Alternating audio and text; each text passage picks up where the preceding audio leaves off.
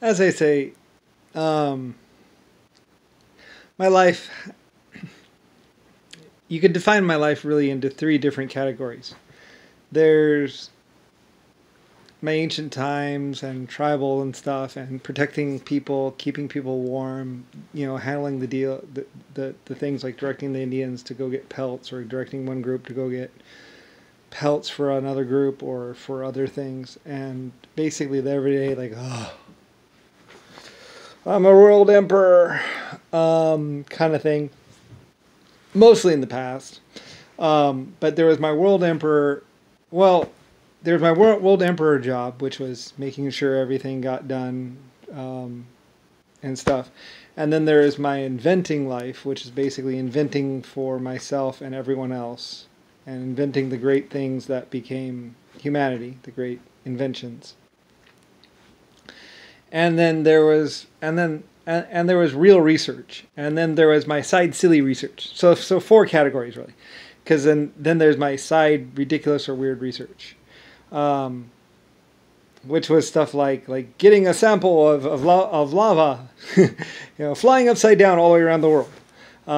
There's my ridiculous weird research, like how long can you fly upside down for, um, and silly things like how fast can you copy my book down, my 5,000 page book down, which was basically chronicles most of my life and my silly tests, also my inventing life as well. It's 5,000 pages.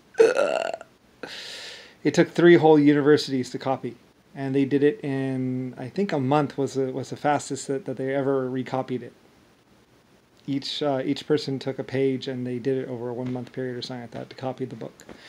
Anyway, ridiculous. My book is about, I think it's 5,000 pages long, actually. And it chronicles most of my, I think all of my history, possibly, or my life, basically, or which chronicles my inventions, my early inventions, my early life, my middle life, my later life, my extended life, my long life, and is just like this ridiculous book of like human history and everything that I've gone through and humans have gone through and all the things we've done. I think it was like 1 page a month of events or something like that, and chronicles the history of man. Very long. Anyway, though, but to tell my story would take years or lifetimes. All the things I've done, all the things I've ordered, although it can be summed up pretty quickly in stuff.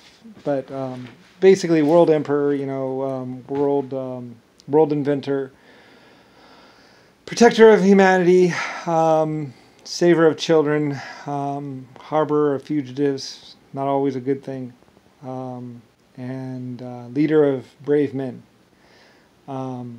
which form the foundation and basis for all research and all developments, including lava, including gas and glass, and basically everything that humanity ever learned, pretty much. I was the leader, and I also later on had mints and printing presses, and still had quite a bit of effect on the earth. I could ask certain peoples to go do things, and they would, and research would be taken and done. And I usually made sure that I didn't ask for anything too outrageous, at least unsafe, because I understood that I was putting lives in danger and that those people could die. So every precaution was always taken at all times, and only the best trained people would go in and do these things. Like the Indians use sticks to guide themselves through the lava, and to get themselves up close to the lava, and they use thick pelts to get near the hot gases, I believe. It was a long time ago, and it gives me a headache just thinking about it. But like I say, I'm emperor. I was emperor of China, king of France and Britain and Spain and America, basically world ruler. First in almost everything, and the things I did, my experiments, the things I paid for, things I invented basically formed what is human history. Because it just had never been done yet. And so I was a person who could invent my way through it. Like I said, getting the first lava samples, I invented my way through it. I was like, okay, we're going to use sticks, blah, blah, blah, blah, blah, this and that, blah, pellets, blah, blah, and we did it. And we got our samples.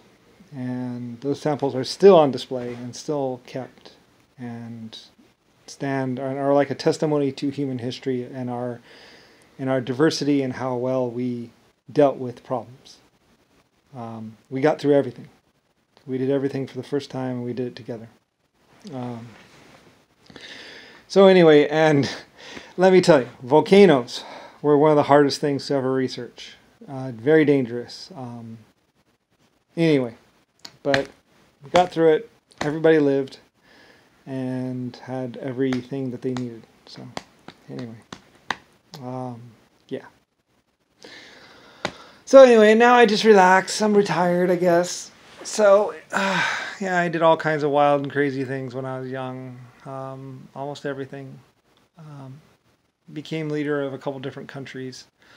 And then retired. And now I'm just kicking back, basically. It's kind of funny because, like, the locals don't really recognize, or admit, or I don't know. It's strange. But then again, I mean, the things I did were so epic and so ridiculous. It's like, how could anyone not know who I was? It's ridiculous. I mean, I created the first and the largest man-made tidal wave ever to be created, involving 3 miles of coastline. Boom! The largest explosions ever, using 4 nuclear bombs to compress matter. Yeah.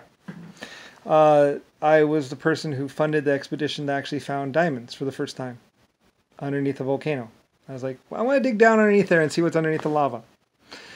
They were digging down there and they found diamonds apparently, or something like that. Hard stones. I believe they might have, my minds might have, because I was sending people in there to find to see what was underneath the lava, and I think that's how they might have found the first diamonds.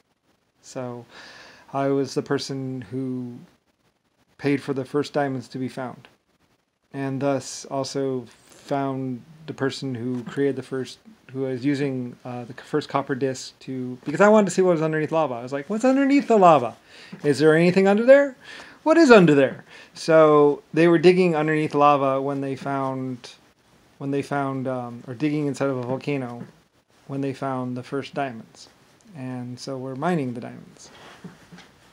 Anyway, I had people going all over the place doing everything. So, and I was funding it too, with my metal mines and my printed money and everything else like that. First with printing presses. First with lumber, first with axes, first with paper.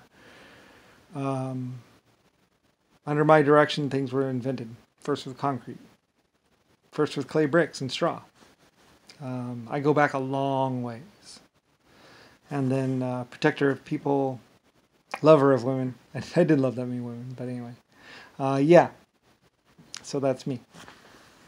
And the person that was leading the group that found the first diamonds. As well as the first Damascus steel, as well as the first steel, as well as blah, blah, blah, carbide bits. Ow! All. Anyway, yeah, well, I was a really good inventor. And my inventions allowed a lot of people to have food and happiness and snuggles, hugs, or chest pumps. Yeah, anyway, created the first races, first horse or chariot. I had the first chariot races and the first car races. Anyway, yeah, that. Just me. So anyway, but yeah, it's true. I just didn't know exactly when it all happened. Like, it all happened for me. Like, I was like, okay, let's go see what's underneath here. Okay, yeah, pay for that. So, invent for that, yeah. And I invented stuff. I was like, all right, well, okay, so we're gonna do it like this. All right, good, like that. And then they're like, okay, yeah, and they try it like that, and they're like, well, we think it will be better like this. I was like, you think so? Oh, okay, all right. Here's some more money or more resources. Do we need to build another building? Got that.